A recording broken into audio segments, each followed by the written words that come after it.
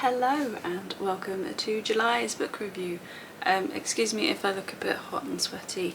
I have just got back from our library group carrying a baby in a sling in hot weather, so I am just a bit warm. July's reading, well, basically we've had a busy July, so it didn't go quite as well as June, but the process, the sort of routine is there somewhat, although now we're into August and the Olympics is on. I'm very into the Olympics, so will I be reading as much next month? I don't know. But we have had quite a busy July. It has meant I've probably lost about a week of reading, so I've only read 4 books this month, which is still good going considering everything else that's been going on, and still goes on. I attempted to take part in the Magical Hopathon. I've done it previously. It's a readathon hosted by Rachel Kerris, where the prompts are all related to the Disney theme parks. This one was Disney World. So the first 3 books I read were for that, and then the last one has nothing to do with it. So the first book I read was Walking on Sunshine by Giovanna Fletcher. This was for the entrance prompt, which was read a book you can't stop thinking about. So before the readathon started, I looked at the shelf, which is all the books I haven't read, and this was the one I kept thinking about, so that's why I went for this one. This is a contemporary fiction. We are following 3 friends, Mike, Vicky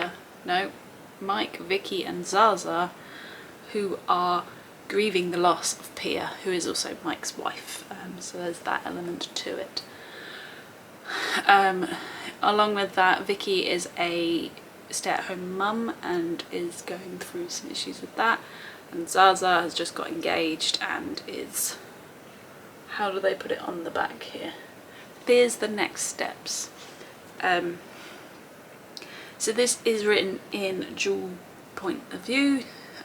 We have chapters from all 3 of our main characters, which I liked. I liked hearing from all of them and how they're all coping with their own issues, but also with the grief. I didn't mention that Pia leaves them like this list of stuff they have to do once she's died. She has breast cancer, and on those things is like sort through her clothes and that kind of stuff. But one of them is to basically have an adventure, so they go off to Peru and hike not the Inca Trail, but the other one, which I can't remember the name of, but basically that trail, which is tougher and more remote. I particularly like Vicky's point of view. Obviously she's talking about mum identity and that kind of stuff. Her children are obviously older than mine. She has 2 in this book, but it was all about sort of losing yourself and then trying to find yourself, what's important, all of that kind of stuff. And a lot of what she says I could relate to, which is nice. So I connected more with her as a character than the other 2. I did enjoy the trek aspect and the travel aspect of this book. I do always like something with a journey and a holiday, although it does always make me want one and slightly jealous that I'm not on one. But I did enjoy that, and Peru is not somewhere I've been, so it was a look at a culture I don't really know. I don't know how accurate that is, but I think because she does the Copperfield treks, so I'm assuming she's done a Copperfield trek in Peru, but I don't know that for sure. And actually this whole book you can see things that influence her in her actual life has been put in this, so the treks, mum life. What else was it? The fact that Copperfield is a breast cancer charity and Mike's wife dies of breast cancer, all of that kind of stuff. You can see a lot of her influence in this book. My one sort of criticism of this book is the epilogue. It's 5 years later, which I like, and we do get to see the characters and how they've progressed, but it doesn't seem like they've moved on very much in 5 years, which surprised me slightly. There's also a lot of talk about fertility and struggles to get pregnant and stuff, but it's only within like a 20-page thing, and that just feels too short and too quick to try and cover that kind of topic.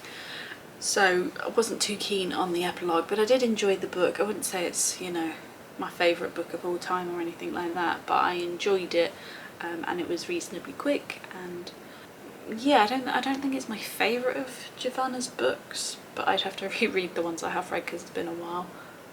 But it definitely is up there as one of them. So yeah, that's Walking on Sunshine by Giovanna Fletcher. Then my chosen park was Animal Kingdom, just because I could fit the prompts a bit better. And the next prompt that I chose was Dinosaur as my ride, and that is to read a time travel book.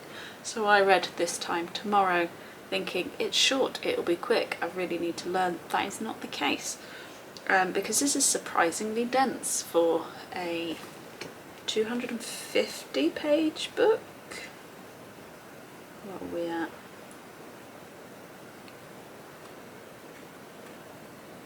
290, so it's longer than I thought. And I have to say I did lose interest at points on this. I'm not hugely into time travel and that kind of aspect, that kind of genre, but this one intrigued me and interested me, because basically our main character Alice feels stuck in her life. It's her 40th birthday, and when she wakes up she's back at her 16th birthday, but she still remembers, she still feels like she's 40 but in her 16-year-old body.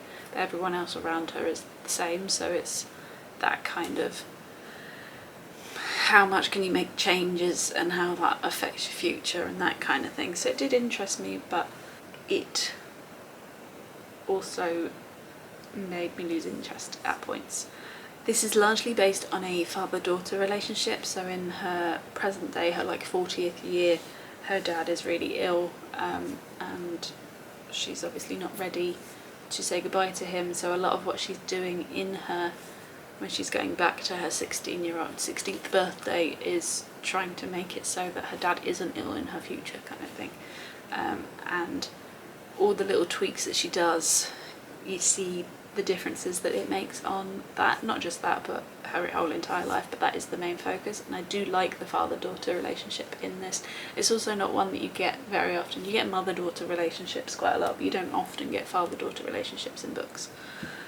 But again, it takes a very long time to actually get to the time travel bit, which I think is partly why I lost interest, but also then when you do get to the time travel bit, it's a little bit repetitive. I also didn't really understand how you got back to your life, but obviously where you've made changes in your past, how that's affected your future, but how do you know what's going on if you still think you're... Do you get where I'm going? That bit kind of didn't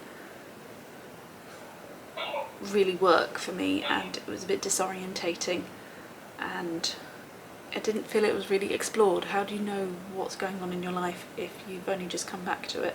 I need to pause because my child's just woken up from her nap and she needs to go back down.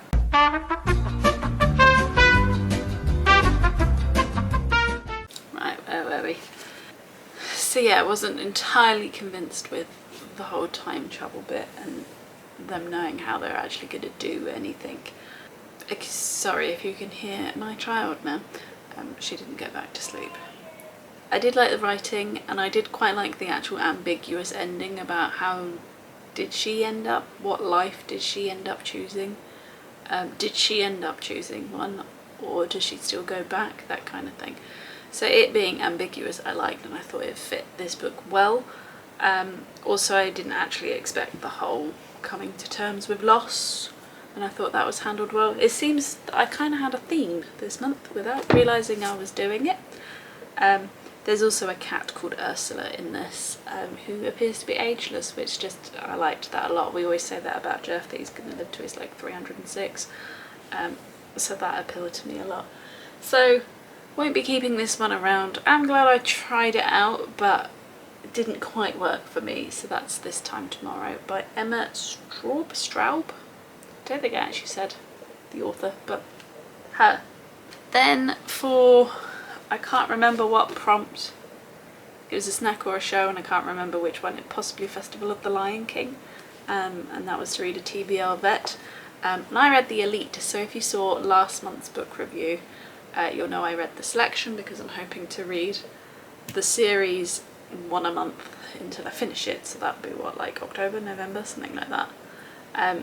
So July's book was The Elite. This is also a reread. I read this one in 2019 I believe, but didn't remember a lot about it. I am enjoying the series still. It is a very quick read. I do get through them quite easily, even with not trying. I seem to get through lots of pages, so that's always good. I would say that this one is probably less good than the selection. That's because I don't particularly like America's flip-flopping between the two love interests. If you don't know, this is like a dystopian near future kind of novel where the world is split into castes. There's 8 castes, she's 5, so she's towards the bottom end, and there's a competition where one person from each sort of province is chosen to join the selection with the opportunity of becoming the prince's wife. In the elite we have been whittled down to a smaller number, and our main character is obviously still part of that. And yeah, it's just about them going through that process, learning about diplomacy and all of that kind of thing. But majority of this book is her going, I love him, oh no I don't, but I love him, oh no I don't, and it did grate a little bit. Maybe it's because of my age, I don't know. But I just sort of wanted her to make a decision and actually stick to it. So yeah, I still enjoyed it, and there were definitely parts of it that surprised me and I'd forgotten happened. But on the whole I prefer the selection because of the whole indecisiveness of it. I still want to continue and read one of the books a month, and I'm excited to go into ones that I don't know. So next month look out for the one. I think I can guess what's happening with that. So yeah, looking forward to continuing the series, but this is not necessarily my favourite so far. And that's The Elite by Kiera. Oh look, Mr. Jeff's come to join me now. Say hello, Mr. Jeff. So the last book I read, and I finished it yesterday, actually didn't have anything to do with the readathon, and I don't think I could even try and squeeze it into one of the prompts, and that's because I read Mary Poppins in the Park by P.L. Travers. This is the penultimate of that series that I'm to read. I think I've got one left, and the reason I picked this is because, if you saw last month, I was having a Kindle book on the go so that when she was napping on me I could have something to read instead of scrolling my phone. Well, now she tends to sleep in her cot and I can get things done during her naps, so I don't really need a book, but I started Mary Poppins in the Park at the tail end of that, so that's why I was reading it. This is essentially a bunch of short stories following Mary Poppins, Jane, Michael and all of the other Banks children, which is very different from the Disney film. In fact, Mary Poppins in general is just very different from the Disney film. So it's much the same as all the others. The stories don't particularly stand out very much. These ones are obviously all based around the park, but the park keeper, I don't like the park keeper, he irritates me, so I didn't like most of the stories. The only one that I particularly remember is Michael ends up going to the cat star, you know, like dog star but cat star, and they're all pretty evil and they're using children as slaves, so if you wish upon that star you get whisked into the cat star world and become their like slave. You have to clean and cook and change the litter box and all of that stuff, which was kind of amusing and the only one that has vaguely stayed with me at all. But yeah, one thing though that I'm not sure I've mentioned in the other times that I've spoken about the Mary Poppins books is she actually doesn't have anything to do with any of the adventures. She just happens to be there and know everybody, but she doesn't start them off. Whereas, granted, it's been a little bit of time since I've seen the film, but I should know it because I watched it almost religiously as a child. Mary Poppins tends to start them, like, she takes them to these places. She's the one that sort of instigates the adventure, but that's not the case. It's Jane and Michael do it, Mary Poppins then just happens to be there and then pretends she doesn't know anything about it. So yeah, I will finish the series, but I wouldn't... If you're as big a fan of Mary Poppins, the Disney stuff, as I am, or then I wouldn't really recommend the books because they aren't like it and it's a bit disappointing. But as easy sort of dip in dip out books, they are worth it. So yeah, that was Mary Poppins in the Park, and the last book that I read in July. I need to go and entertain a child, probably feed her some milk, so I'm going to have to wrap this up quickly. But if you've enjoyed this very rushed, fast book review, do give it a thumbs up. If you haven't already subscribed, please click the button below, and I will see you in the next one. Bye!